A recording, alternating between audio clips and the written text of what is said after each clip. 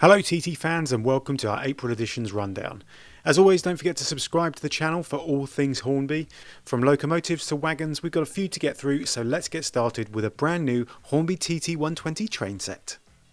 We're excited to announce our latest TT train set, Branch Line Freight. As with all our sets, it comes with everything you need to get started. The beautifully detailed B4 class tank engine, Normandy, takes the lead, hauling an open plank wagon based on Bestwood Ironworks and a grey Southern Railways closed wagon. An oval of track, a power supply and a controller provide everything required to get your train moving. This is the perfect set to bring you into the world of Hornby TT 120. Designer Sam worked on creating this exciting new set, and he was good enough to tell us a little bit more about the development. So our new TT train set named Branch Line features a B4 locomotive Normandy and 2 wagons with the standard train set fare of the oval of track and controller. So working on a set means you have to think about detail more. On a standalone product with lots of separately fitted parts, it costs a lot of money. But for a set, this being our first entry-level TT set at £100, we want to keep that price down for the customers, for people getting into the hobby. So that means a lot more moulded on detail, an easier way to assemble the product, and slightly simpler graphics.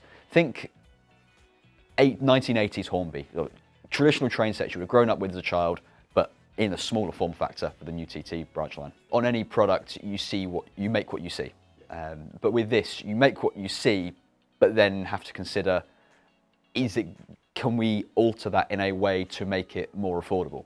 Because at the end of the day, this will be the jumping off point for lots of people who are wanting to get into the TT 120. This is the first TT set I've worked on. Well, actually, I didn't do all the set myself. We had a new apprentice designer start with us last summer, so he was able to do the wagons as a great learning opportunity, and I did the loco. The product runs well. Callum, our new designer, did a cracking job on the wagons, so everything's brilliant. The B4 loco is a small post-war industrial loco that was used on the docks around the south of England, but many similar locos were built and used up and down the UK. So it offers the opportunity for exciting new industrial layouts for people to build. Entering service in 1998, this was one of the original 250 locomotives ordered for EWS. Number 66022 was one of 60 locomotives sublet to its Eurocargo Rail subsidiary in France, starting in June 2006. It was then sold to Angel Trains, who leased it to DB Schenker Rail UK, but the locomotive remained in service in France, returning to the UK for heavy maintenance when required via the Channel Tunnel. Today it is part of the DB cargo fleet. Built in 2000, this is one of 28 machines in the subclass 66, operated by Freightliner, 6 of which have since moved to its Poland operating subsidiary Rail Freight PL. These locomotives have a lower gear ratio, enabling heavier trains to be hauled, albeit at a reduced maximum speed of 65 miles per hour. The locomotive was named Derek W. Johnson MBE after the chairman of Johnson Stevens Agencies Limited, who placed the winning bid to name it at the Freightliner 40th anniversary dinner in February 2006. Delivered in early 2007, this low-emission locomotive was among the last group of Class 66 locomotives ordered for service in the UK. Delivered from Canada to the UK in February 2016, increasingly stringent emission rules meant that the Class 66 design could no longer comply without adding equipment that would place it outside of the UK's loading gauge. GB Rail Freight owned 66725 carries a special blue livery with red and white trim and a Sunderland nameplate in the style of the old LNER footballers class in homage to Sunderland FC Football Club. Built at Derby Works, this 350 horsepower shunter entered service in August 1960 as D3985 at Tilsley Depot in Birmingham. It moved to Saltley in late 1967 before going north of the border into Scotland, serving as both Haymarket, Edinburgh and Ferryhill, Aberdeen before receiving its TOPS number 08817 in November 1974. The locomotive transferred to Hornby in the 1980s wearing BR blue, but was later given a repaint into an eye-catching black livery complete with the depot's white kingfisher motif.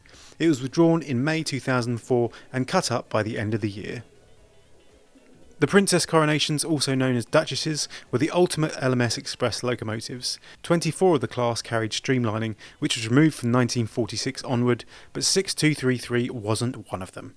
Having been built in conventional form and entering service in July 1938, it was fitted with a double chimney in 1941 and in 1946 received smoke deflectors, becoming BR 46233 in 1948.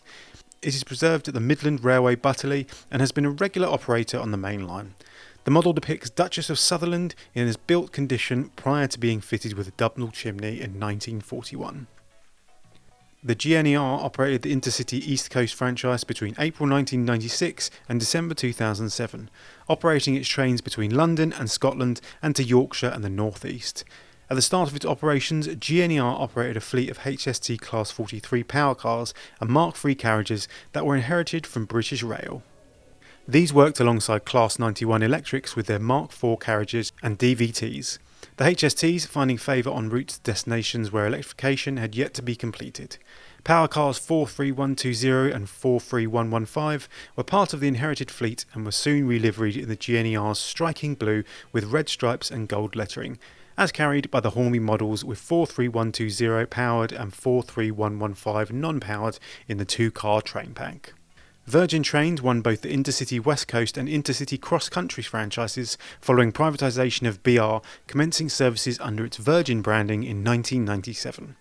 It inherited a variety of locomotives and rolling stock from BR, including Intercity 125 HST sets.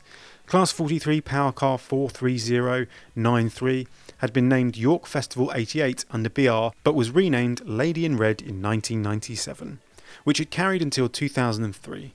While 43097 had been called the Light Infantry until 1990, but entered service with Virgin Cross Country without a name. Both were painted in the company's red and black livery with white markings, but later became part of First Great Western's HST fleet. In the train pack, 43093 is the powered vehicle, while 43097 is non-powered. Next up is an exciting trio of Terriers.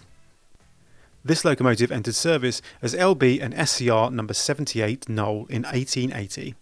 It was rebuilt as an A1X in 1911 before later being renumbered 678 under Southern Railway ownership. In May 1929 it moved to the Isle of Wight, where it was first numbered W4, then W14 and given the local name Bembridge, the condition in which the Hornby model is presented. It went on loan to the Kent and East Sussex Railway and later became BR 32678 before a return to the Hayling Island from 1958 to 1961. It then went to Newhaven Harbour, from where it was retired in 1963. After going on display at Butlins Holiday Camp in Minehead, it was eventually acquired by the Terrier Trust and was returned to steam in 2000 at the now preserved Kent and East Sussex Railway. Entering service in March 1878, this terrier was chosen by its designer, William Stroudley, to represent the LB and SCR at the Paris exhibition in 1878. It was given the name Newport in 1930, which it kept until going to Eastleigh for overhaul in 1947. After briefly becoming 2640, it was withdrawn as BR 32640 in 1963. It then went on to display at Butlins Penny Chain Holiday Camp until 1973, whereupon it went back to the Isle of Wight and returned to steam at Haven Street in 2014.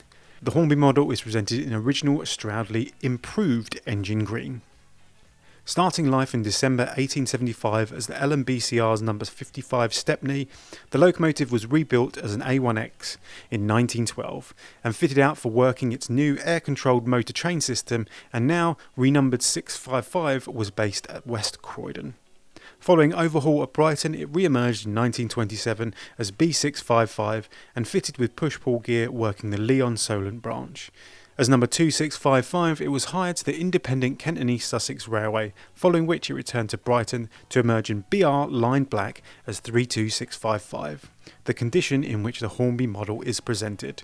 It famously became the Bluebell Railway's first locomotive in 1960 and was returned to its original livery as number 55 Stepney.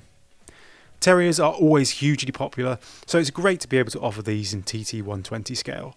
Sam once again let us know more about the development of these beautiful models. Yeah, so the Terriers are part of the TT 120 April launch for 2025, but I started working on these back in October 2023. So it's been quite a long time coming up to this point. We started the design back in the October, but it didn't go into tooling until the summer of 2024. We got our first running sample just before Christmas. So at the stage we're at now, we've got a couple more running samples to come, then decoration samples will be coming in May time, and then hopefully the product will be out with the public by the end of this year. As part of the TT range so far, I've done the Class 43 HST and the Class 50, as well as the early wagons and brake vans that we released. But as part of this new range launch, I've also worked on the four-wheel coaches and the new TT starter set. Yeah, so we've had our first running sample. Being such a small product in size, and the smallest TT product that we've launched to date, there are a couple of teething issues by the way of the motors and the gearing. So we've had to make a few small adjustments on the inside. So those have worked. Yeah, so the process so far has been actually quite smooth sailing. This is the first time we've used this size of coreless motor in a product. Really fine tooth gears. One of the gears has only 11 teeth on it, which you can imagine at a TT scale is really very small. And cramming all of the components into what is already a small loco it was challenging. If you line it up side by side with the J50, which we've also got in our TT range, it's absolutely dwarfed. The Terrier is absolutely dwarfed by the J50. It shows really the sense of scale that we're working on to now and where we've come as designers throughout the whole process of working in the TT scale. There's some tricky aspects of it to make it all fit. For example, with a loco, you want to pull lots of coaches, lots of wagons. But on something so small, weight is a massive issue.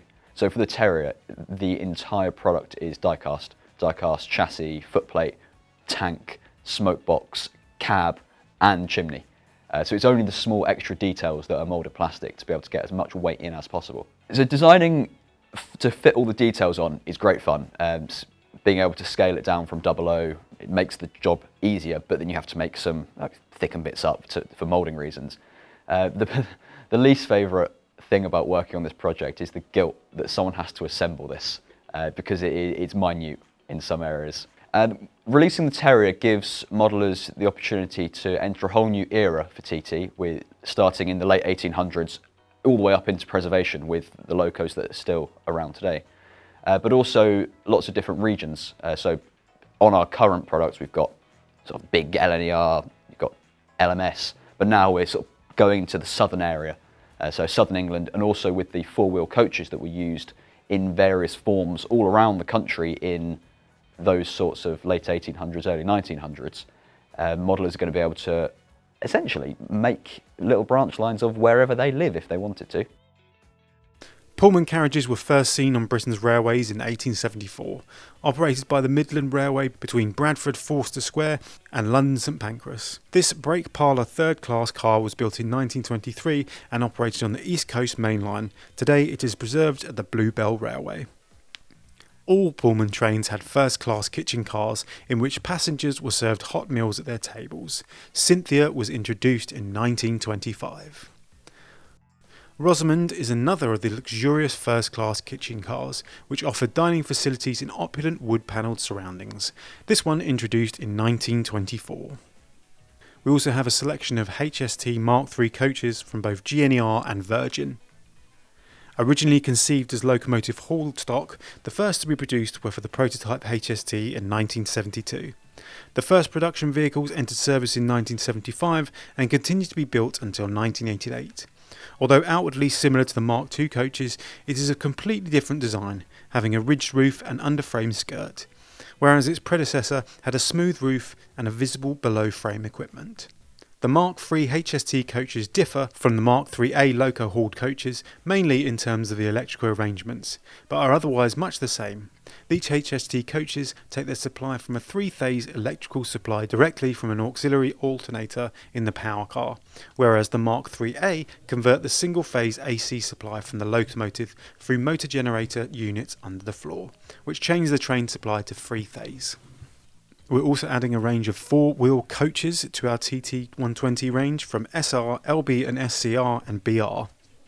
Introduced by many of the pre-grouping companies before the more comfortable bogie coaches became commonplace, as new, more modern coaches were introduced, the four-wheelers were often cascaded down to rural branch lines and where passenger numbers were much lighter. When these small vehicles were retired, often their bodies were brought up by local people for use as summer houses, but especially by farmers who found they made good chicken coops and storage sheds. Because so many of these wooden bodies found their way into private hands, a good number have survived to be saved by preservationists, who have refurbished them and mounted them onto suitable underframes for use on heritage trains. IFA wagons were constructed by Arbel Forfait Rail in France in the 1980s, and their main purpose was to transport freight in shipping containers. As ferryboat wagons, they were transported on European ferries and could also pass through the Channel Tunnel to the UK. This bogie flat wagon has a single 45-foot container load in dark grey with guest branding. The TTA tank wagons were introduced by BR in the 1960s, with thousands built to replace ageing tank wagons of smaller capacity that had inherited from private owner fleets. Used to transport oil and petroleum products, they were still being built in the 1970s, with the last remaining in service until the early 2000s. This TTA tanker has a plain grey tank with classic Shell BP dual branding and has the fleet number 501.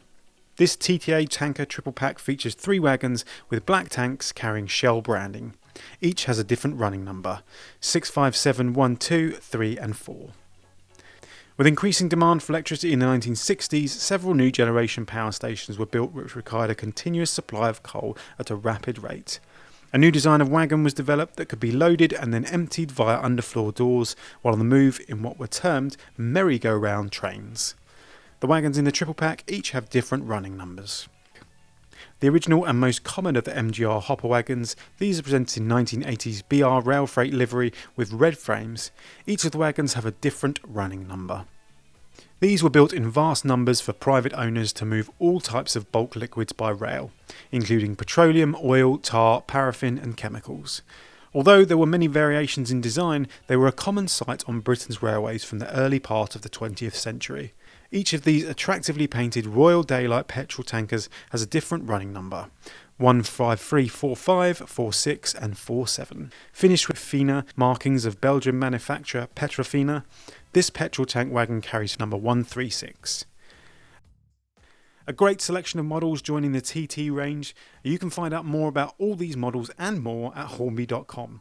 As always, don't forget to subscribe so you don't miss out on future announcements. We'd also love to know your thoughts, so make sure to comment and why not give us a like, because you're nice like that. Thanks for joining us and we'll see you next time.